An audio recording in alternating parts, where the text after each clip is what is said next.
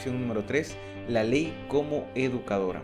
Antes de entrar al resumen, quiero comentarte que puedes descargar esta presentación en formato PowerPoint, PDF y Prezi, totalmente gratuito en la descripción del video. Cuando hablamos sobre la ley y el cumplimiento de la ley, quizá no hay una historia que ilustre más esto que la historia del buen samaritano. Ellen White comenta exactamente sobre esta historia lo siguiente en El deseado de todas las gentes, página 466.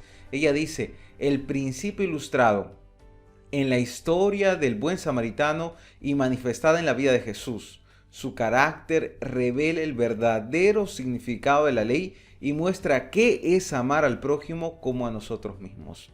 Mientras que el levita y el sacerdote vieron a aquel hombre que necesitaba de compasión y amor, pero ellos no quisieron contaminarse y iban en dirección para adorar en el templo, cumpliendo entre comillas la ley. Un samaritano les dio una lección de qué es el cumplimiento de la ley: el mostrar amor por los demás, el mostrar amor por el prójimo. Bueno, el versículo de memoria de esta semana se encuentra en Deuteronomio capítulo 6, versículo 5, que dice lo siguiente: y amarás a Jehová tu Dios con todo tu corazón y de toda tu alma y con todas tus fuerzas. Vamos a ir al centro de lo que es el tema, en la parte explora en el ciclo del aprendizaje. Hemos subdividido el tema en 3 puntos principales. En primer lugar, queremos hablar sobre la función de la ley. Queremos mencionar también la ley y el hombre, esa relación de bendición que hay. Y en tercer lugar, queremos hablar de Jesús, su ejemplo. Vamos al primer punto. ¿Cuál es la función de la ley? Cuando vamos al texto de Romanos capítulo 3, versículo 20, nos aclara 2 conceptos muy importantes. En primer lugar, dice que por las obras de la ley ningún ser humano será justificado. Es importante recordar eso. Cuando hablamos de la ley, no estamos colocando a la ley en lugar de Cristo, ni mucho menos le atribuimos algún poder para salvar al hombre. De lo contrario, estaríamos hablando de salvación por obras y estaríamos dejando de lado todo lo realizado por Cristo en la cruz. Dice el texto además, delante de él, porque por medio de la ley es el conocimiento del pecado. Qué interesante. Es más, cuando leemos en 1 de Juan capítulo 3, versículo 4, encontramos lo siguiente: todo el que comete pecado, dice Juan, quebranta la ley. De hecho, el pecado es la transgresión de la ley. La definición del pecado es la transgresión de la ley. Y llegamos a conocer el pecado mediante la ley.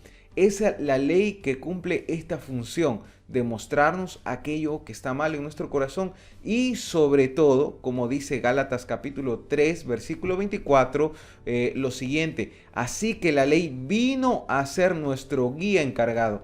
Esta es una versión muy interesante, la versión internacional. Dice: guía encargado de conducirnos a Cristo. Otras versiones utilizan la palabra ayo. Tiene el mismo énfasis de alguien encargado, como un maestro, como un guía, ¿no? Cuando uno se va a algún lugar a conocer, necesita un guía. Ahí está el guía. El guía es la ley y nos conduce ¿a dónde? A Cristo, para que fuéramos justificados por la fe. Así que no hay aquí espacio a estar confundidos. Muchos quieren ver una ley ocupando el lugar de Cristo, y eso de ninguna manera encontramos en la Biblia. Pero otros van al otro extremo de decir la ley es opuesta a Cristo y a la fe y a la justicia, y eso también no es correcto. Encontramos aquí en Gálatas 3:24 un hermoso panorama de la función de la ley, la función de Cristo y la justificación por la fe. Muy bien, ¿qué podremos decir en el segundo punto a continuación con respecto a la ley y el hombre? Esta relación importante. Hablando sobre la educación, menciona Deuteronomio capítulo 31, versículo 13 lo siguiente: y los descendientes de ellos, para quienes esta ley será desconocida, la oirán y aprenderán a temer al Señor tu Dios. Qué importante. Dios quiso que la ley sea un principio educador desde que el pueblo de Dios comenzó a andar y fue guiado por él. Es necesario, en primer lugar, oír la ley. Pero en segundo lugar menciona que tienen que aprender.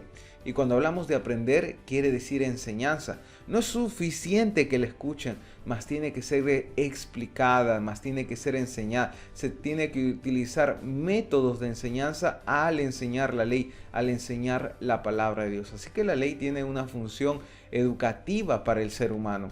También podemos decir que llega a ser una bendición, como dice aquí en Josué capítulo 1, versículo 8, en versión Dios habla hoy, dice lo siguiente: repite siempre lo que dice el libro de la ley de Dios y medita en el día y de noche para que hagas siempre lo que ésta ordena.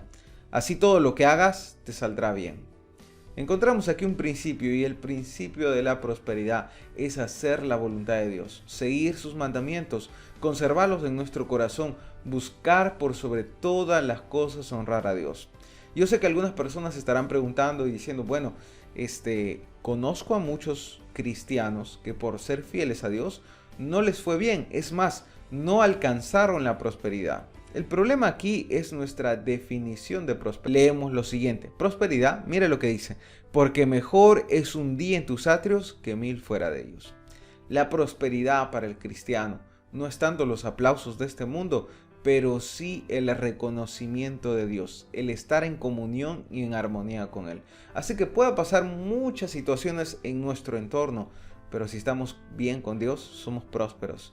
Así que la prosperidad celestial es la que debemos de buscar. 3. Vamos a ver el ejemplo de Jesús. En primer lugar, si le conocemos, tenemos obviamente que hacer su voluntad. Dice el texto de 1 Juan 2:4, el que dice yo le conozco y no guarda sus mandamientos, el tal es mentiroso y la verdad no está en él. Yo no puedo decir yo conozco a Jesús, yo tengo una relación personal con Él, yo me estoy preparando para la patria celestial, pero no guardar sus mandamientos, estamos entrando en contradicción. No funciona así. En segundo lugar, el motivo que nos lleva a guardar los mandamientos, a obedecer al Señor, es el amor. Jesús lo dijo en San Juan capítulo 14, versículo 15, si me amáis, guardad mis mandamientos. Y obviamente el ejemplo a seguir es el ejemplo de Cristo. Él dijo en Juan capítulo 15, versículo 10, si obedecen mis mandamientos, permanecen en mí, en mi amor, así como yo he obedecido los mandamientos de mi Padre y permanezco en su amor. Si queremos permanecer en Cristo, permanecemos en sus mandamientos, permanecemos en su amor. Así como Cristo nos dejó un ejemplo a seguir, debemos ir tras esas pisadas y siempre buscar estar en armonía con la voluntad de nuestro Creador. Vamos a ver algunas preguntas de aplicación. Primera pregunta: ¿por qué la obediencia a los mandamientos de Dios es la mejor manera de vivir? ¿Te has puesto a pensar? ¿La mejor manera de vivir es obedecer los mandamientos de Dios? ¿O será que hay más felicidad y gozo fuera de lo que Dios ha expresado como su voluntad? En segundo lugar, ¿cómo entiendes lo que significa amar y temer a Dios al mismo tiempo? ¿Qué es amar a Dios? ¿Qué es temer a Dios? ¿Será que ambos conceptos están de acuerdo entre sí o se oponen? ¿Cuál es tu pensamiento? ¿Cuál es tu respuesta? Comparte en tu unidad de escuela sabática. Y finalmente, ¿qué significa seguir el ejemplo de Cristo? ¿Qué quiere decir seguir el ejemplo de Jesús? Puedas compartir tus respuestas en el repaso de lección en tu unidad virtual de escuela sabática. Y finalmente, los desafíos, el CREA. Número 1, ora todos los días para conocer más a Jesús. Tú no puedes amar a alguien que no conoces. La única manera de amarle es conociéndolo. Y la manera de conocer a Jesús es a través de la oración. Además, lee la Biblia todos los días. Subraya aquellos pasajes que fortalecen tu vida, que te llenan de ánimo, de vigor. Subráyalos, ¿no? Esos pasajes son importantes. Y en tercer lugar, la mejor predicación siempre va a ser el ejemplo. Sé solidario y comparte a Jesús.